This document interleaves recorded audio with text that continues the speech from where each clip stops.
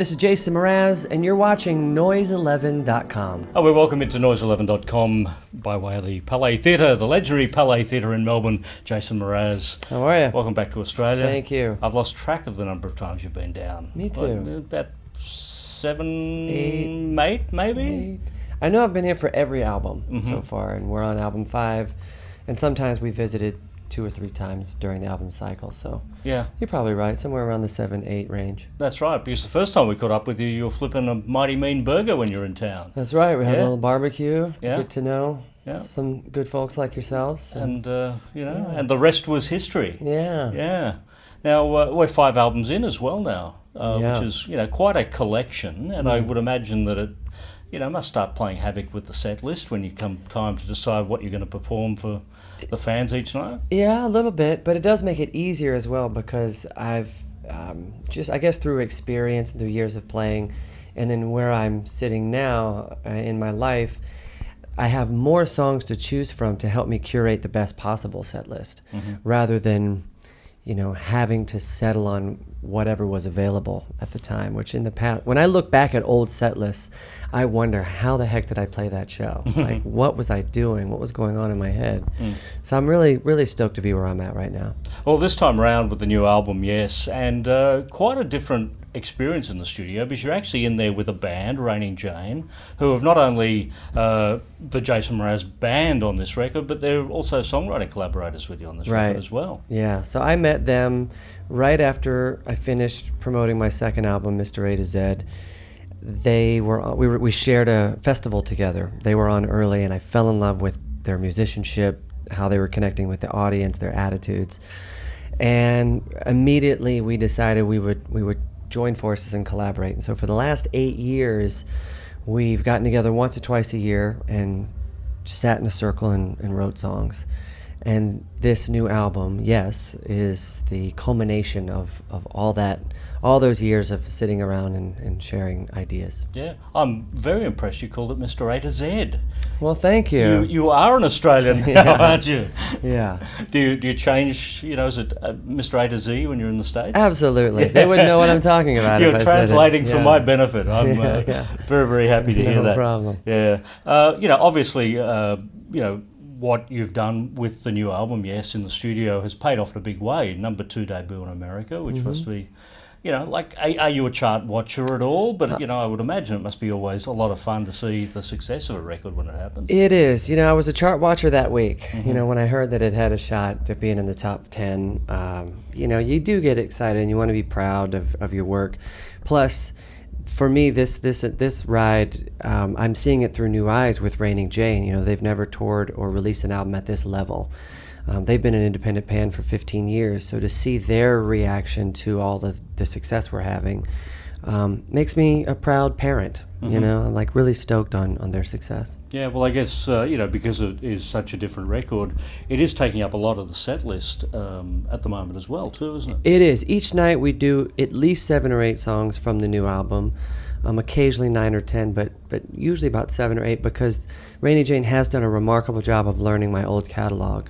In fact, we were just marveling over the fact that they know 61 songs of my catalog, which is pretty cool. It's pretty amazing. Do you remember 61 songs? Apparently I do. Apparently I do, yeah. With, the album doing as well as it did, and being such a different record, it sort of, makes me compare the first record to the most recent record. And, like, when we go back to Rocket back in the early days, you're sort of mixing rap and country folk, rock music, all into one then. It was considered to be quite an innovative and different musical style that you were developing there. But, it must be interesting for you over the years watching artists after you who've come along and, adapting a bit of the Mraz-esque feel. Sure.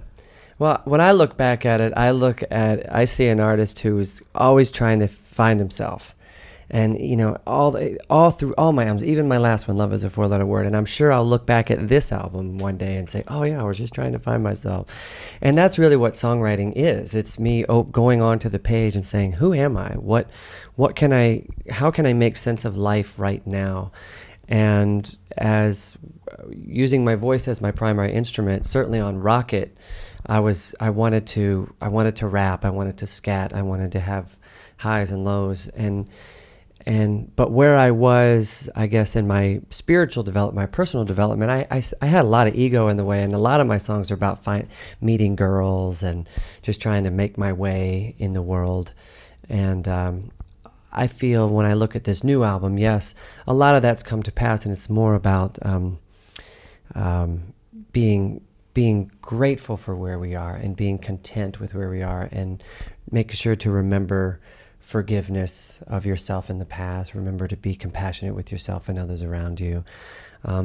What I feel are songs that remind us of, or songs that are for our psychological needs, to help us just remember love in general.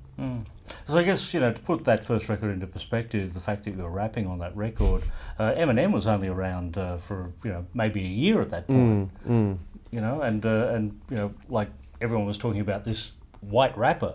Sure. So, when you were doing it, how far left of center did you feel as an artist when you were performing at that point?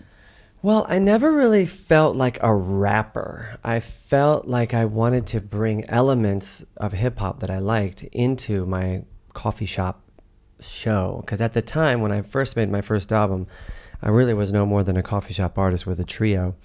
But in addition to bringing elements of hip-hop, I thought I was also bringing in elements that Ella Fitzgerald would have brought to a song, where she might scat and bebop all through a song, which, or the way Bob Dylan would rant in Subterranean Homesick Blues, those types of elements, which I never would consider rapping, but were just the art of enunciation, the art of articulation, and that sort of thing.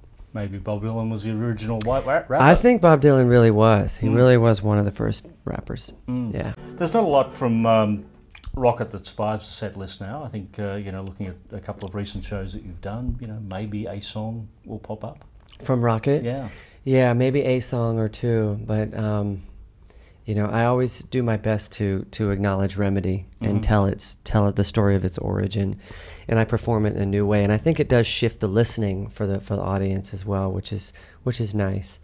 And then surprisingly, we're doing 5 to 7 songs from Mr. A to Z, which that album for me for years just completely had went underground. But with the sensitivities of Raining Jane and sort of a new spin on some of these songs, I've been able to bring them back. We Sing, We Dance is relied on very heavily at the moment as well. Yeah, is it an album you're revisiting, or is it an album you haven't moved on from yet? Little of both. A little of both. I mean, some songs, like for example, Dynamo Volition, which is a really interesting rap song. I didn't play at all on the last tour with my huge band, but when I got into rehearsals at the beginning of this tour, Raining Jane just nailed it. And so it's been in the show every night. But Butterfly's not in this show. So that's a song I've kind of moved on from at the moment. But there are a lot of others that I feel are important for our show. Beautiful Mess is one of the first songs I ever wrote with Raining Jane, which appeared on that album. Love is a Four-Letter Word is sort of a bit left out. You've sort of jumped right over the top of that record. You've gone from number 3 to number 5. Sometimes, but I Won't Give Up is such a strong song, and it continues to outsell any other songs on the internet of mine. And I notice the response that we get nightly. So I Won't Give Up is definitely a standard in the show, 93 Million Miles. The Woman I Love. We tease a little bit of Living in the Moment. So that song still does... That album still does find its way into the show, but it's not really a focus. Yeah. You've got a couple of Grammy Awards to your name. Where are they housed? They're housed in the bathroom of my studio at the moment. Yeah, which I finally think I'm actually gonna take all the accolades out and box them up and put them away for a while, because I never liked the idea of hanging them just on the wall, because I felt the wall should hold place for new ideas. So I started to hang things up in the bathroom and save all my concert laminates and awards. It's all just piled up in the bathroom right now. Yeah, quite. It's a nice little museum when you're in there to wash your hands or whatever. Yes, help yourself to a Grammy on your way. Yeah. Tell me about this avocado farm that you've bought. Okay. Well, I was lucky enough to acquire this place in 2004, right after my first album came out. And I just wanted to live out in the woods. And I based it off of a tour I took of Bob Marley's home in Kingston, Jamaica, where he had a main house that his whole band could live and rehearse. They had a studio in the backyard. They grew their own food, and they had fruit trees around.